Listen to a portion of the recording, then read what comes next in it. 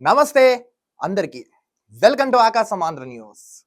AP CM Nara Chandrababu Naidu ఈరోజు అనకాపల్లి జిల్లా అచ్యుతాపురంలో cess factory, ఇప్పుడు ఈ కంపెనీ చూసారా ఎసెన్షియాలో నిన్న రాత్రి జరిగిన ఆ ఘటన బాధితులు నెక్స్ట్ ఎవరైతే చికిత్స పొందుతున్న క్షతగాతులు ఉన్నారో నేరుగా ఆ ఆసుపత్రికి వెళ్ళి అందరినీ కలవడం జరిగింది ఏపీ సీఎం నారా చంద్రబాబు నాయుడు. ఇప్పుడు సరే ఏమైనా ప్రమాదం జరిగినా ఏం చేసినా ఏ ఒక్క రాజకీయ నాయకుడు వచ్చి పలకరించడం, మాట్లాడడం, పరిహారం అందించడం, లేకపోతే ప్రకటన చేయడం, లేకపోతే బాధ్యులకు అండగా ఉంటామని ప్రతి ఒక్కరు యథావిధిగా ఎప్పట్లాగా అందరూ చెప్తుంటారు. కానీ కానీ కానీ అసలు ఘటనలో పునరావృతం కాకుండా ఎందుకు చర్యలు తీసుకోలేకపోతున్నాయి ప్రభుత్వాలు, ముఖ్యంగా ఆంధ్ర రాష్ట్రంలో? దీని గురించి ఇప్పుడు ఇన్సిడెంట్ గురించి AP deputy CM Pawan Kalyan కూడా చెప్పుకొని వచ్చారు. గతంలో మేము ఛార్జ్ తీసుకున్న తర్వాత నుంచి పొల్యూషన్ కంట్రోల్ బోర్డు అండర్లో ఈ కంపెనీ లేదు. ఇద్దరు మిత్రుల విభేదాల కారణంగా ఈ రెండు విడివిడిగా ఉన్నాయి. సో వాళ్ళ నిర్లక్ష్యం కారణంగా ఈ ప్రమాదం చోటు చేసుకుంది. ఇది ఎప్పటి నుంచో ప్రమాదం, అన్ని ఉండాలని డిప్యూటీ సీఎం పవన్ కళ్యాణ్ గారు తెలుపుతున్నారు. ఇప్పుడు గతంలో వాళ్ళు చెప్పినప్పుడు అక్కడున్న అధికారులు ఏం చేశారు, ఎందుకు స్పందించలేదు? అలా మాట్లాడిన పవన్ కళ్యాణ్ గారు ఎందుకు వీటి మీద యాక్షన్ తీసుకోలేదు? దీనికి సమాధానం చెప్పి తీరాలి. క్వశ్చన్ నెంబర్ 1 అది. క్వశ్చన్ నెంబర్ 2, ఇప్పుడు ఇలాంటి ఫైర్ సేఫ్టీస్ కానీ ఒకవేళ కంటైనర్ హీట్ అయినా లేకపోతే కూల్ అయినా దానికి సంబంధించిన కొన్ని ఇన్సిడెంట్స్ ప్రభుత్వం లేకపోతే యాజమాన్యం లేకపోతే సంస్థ ఎందుకు ఏర్పాటు చేయలేకపోతుంది? Question number 2. క్వశ్చన్ నెంబర్ 3, కావాలని చేశారా, కావాలని జరిగిందా, లేదా ప్రకృతి వైపరీత్యాల వల్ల ఇలాంటి ఘటన జరిగిందా? ఈ మూడిటికి సమాధానం చెప్పి తీరారు ఎవరైనా. ఇప్పుడు క్షతగాతులను వచ్చి పరామర్శించారు. ఇప్పుడు చూడండి, ఇప్పుడు నారా చంద్రబాబు నాయుడు గారు వచ్చి అందరినీ కలవడం జరిగింది. ఇదిగో చూడండి,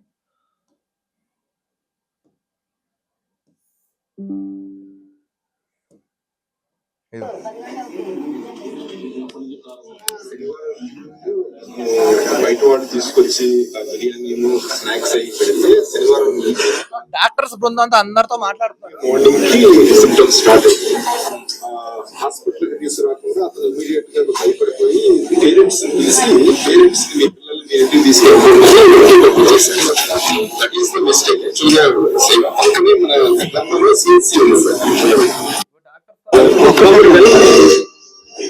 నెక్స్ట్ ఎవరైతే బాధితులు ఉన్నారో, ఎవరైతే ప్రమాదానికి గురైన వ్యక్తులు ఉన్నారో నేరుగా వాళ్ళతో దగ్గరికి వెళ్ళి సంప్రదింపులు చేసి మొత్తం విషయాలు అడిగి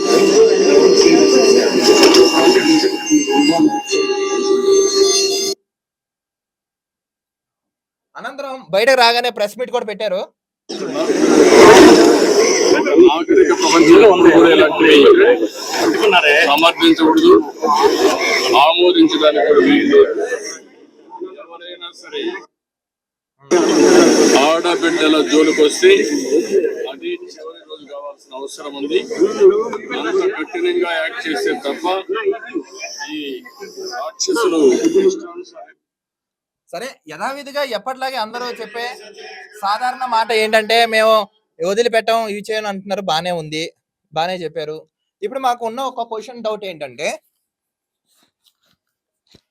అసలు కొన్ని సేఫ్టీ ప్రికాషన్స్ ఆ కంపెనీ సంస్థ ఎందుకు తీసుకోలేకపోయింది? ఆ బోర్డు అధికారులు ఎందుకు ఏ విధంగా లైసెన్స్ ఇచ్చారు? నెక్స్ట్ అసలు ఈ ఘటన ఎందుకు జరిగింది? ప్రకృతి వైపరీత్యం వల్ల జరిగింది ఏంటి? ఇప్పుడు అంతమంది చనిపోయారు, ఆల్మోస్ట్ 40 మందికి రీచింగ్, అంటే 40 మెంబర్స్ చనిపోయారు. కొంతమంది క్షతగాత్రులు ఉన్నారు. ఎవరు పూర్తిగా అయిన వాళ్ళకి 50 లక్షలని, కొంతమందికి 25 లక్షలని, ఇలా రకరకాలు ప్రకటించుకుంటూ వస్తాం. నెక్స్ట్ భవిష్యత్తులో వాళ్ళకి అండగా తోడుగా ఉంటామని కూడా ఏపీ సీఎం నారా చంద్రబాబు నాయుడు తెలపడం జరిగింది. ఒక విషయం చెప్తున్నాను, ఎవరైనా సరే మనం ప్రజలైన మనం పనిచేసే చోట కానీ ఎక్కడ కానీ ఒకటి సేఫ్టీ ప్రికాషన్స్ అనేది చేయాలి, చర్యలు తీసుకో. అది ఎప్పుడు ఉంటున్నాం కరెక్ట్ గవర్నమెంట్ అఫీషియల్స్ లేదా గవర్నమెంట్ కి సంబంధించిన అధికారులు కరెక్ట్ గా ఒక రూల్స్ లాంటిది పక్కగా ఉండినట్టయితే ఇవన్నీ సాధ్యాలు అవుతాయి. వాళ్ళందరూ నిర్లక్ష్యంగా వదిలేయడం, కామ్గా వదిలేయడం, ఇలా చేయడంతో చూడండి ఇప్పుడు ఇక్కడ ప్రాణాలు కోల్పోయారు, కొంతమంది క్షతగాతులు. దీనికి బాధ్యత ఎవరు వహిస్తారు? దీనికి సమాధానం చెప్పండి. మోడీ కూడా ప్రకటించారు బాధిత కుటుంబాలకు 2 లక్షలు ఇస్తామని, ఆయన కూడా తెలపడం జరిగింది. కానీ ఒక్కటి చెప్తున్నాను, ఈ కూటమి ప్రభుత్వానికి ఇదే వేదికగా నేను స్ట్రైట్ గా క్వశ్చనింగ్ చేస్తున్నాను. ఏంటంటే అసలు ముందు దీని మీద ఎంక్వైరీ చేయండి, అవసరమైతే సిబిఐ ఎంక్వైరీ కూడా చేయండి, తప్పేం లేదు. ఎవరు చేశారు, ఎందుకు చేశారు, బాధ్యులు ఎవరు, బాధ్యత అసలు ఎందుకు బాధ్యతను విస్మరించి ఇలాంటి ఘటనకు పాల్పడవలసి వచ్చింది? పూర్తి క్లారిటీగా ఎంక్వైరీ చేసి కఠినంగా అంటే కఠినంగా శిక్షించవలసిందిగా మేము కూడా డిమాండ్ చేస్తున్నాం. తస్మాత్ జాగ్రత్త, ఎవరైనా సరే ఎక్కడైనా సరే వర్క్ చేసే చోట్ల కొంచెం అప్రమత్తంగా ఉండండి. సంస్థ యజమానులు మీ ఎంప్లాయీస్ మీరు ఇంట్లో బంధువుల్లాగా చూసుకోవాలి, అప్పుడే సంస్థ ఎదుగుతుంది. సో వాళ్ళకి కావాల్సిన ప్రికాషన్స్ కంపెనీ ఉంటూ మీరు ఉంటూ వాళ్ళని చూసుకుంటూ చేసినట్టయితే ఇలాంటి ఘటనలు పునరావృతం కాకుండా ఉంటాయి. సో వెంటనే యాక్షన్ తీసుకోండి. ఇలాంటి ఘటనలు పునరావృతం కాకుండా చేయవలసిన బాధ్యత ఆంధ్ర రాష్ట్ర ప్రభుత్వం మీద ఉంది. సో వెంటనే చర్యలు తీసుకోవాల్సిందిగా మేము కూడా డిమాండ్ చేస్తున్నాం. చూస్తున్నానండి ఆకాశం Andhra news. This is Dilip signing off.